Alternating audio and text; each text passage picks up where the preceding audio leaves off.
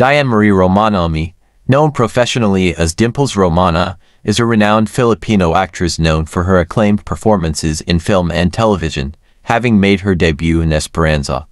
She has received numerous awards and is currently a jury member. Romana graduated in International Hospitality Management major in Culinary Arts from Enderun College.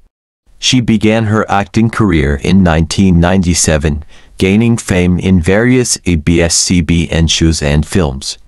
Notable roles include Daniela in Kadinang Ginto and Selene in The Iron Heart. In 2024, she stars as the antagonist in High Street. Romana married Romeo Boyadisar Umi Jr. in 2004.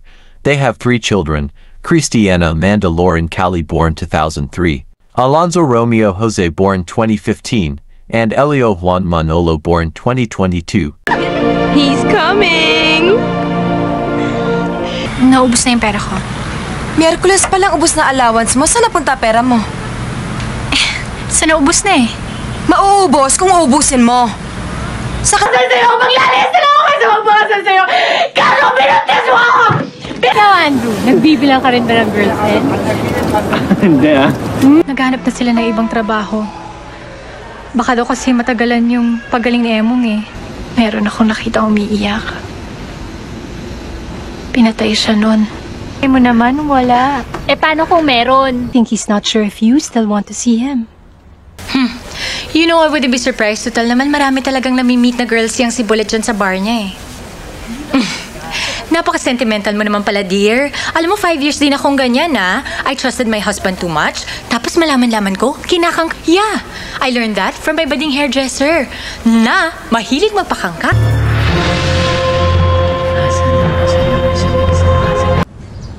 What? Grabe, iba na talaga kapag Tamo, you look tired, ah. Baka naman napapraning ka. Hello, Lorena. Why do you have to... Maraming salamat sa pakikiramay. Ako nga pala si Ate Mary, ate ako ni John. Anong pangalan mo? Si Yoli siya.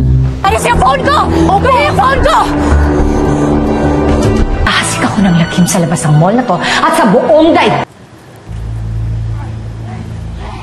Tayo naman, nakikipag-contest pa kayo dyan sa kapitbahay sa paramihan ng paputok. Hindi ba kasi lang kuyan sa pera? Nakikipagtapatan pa kayo doon, si tatay naman.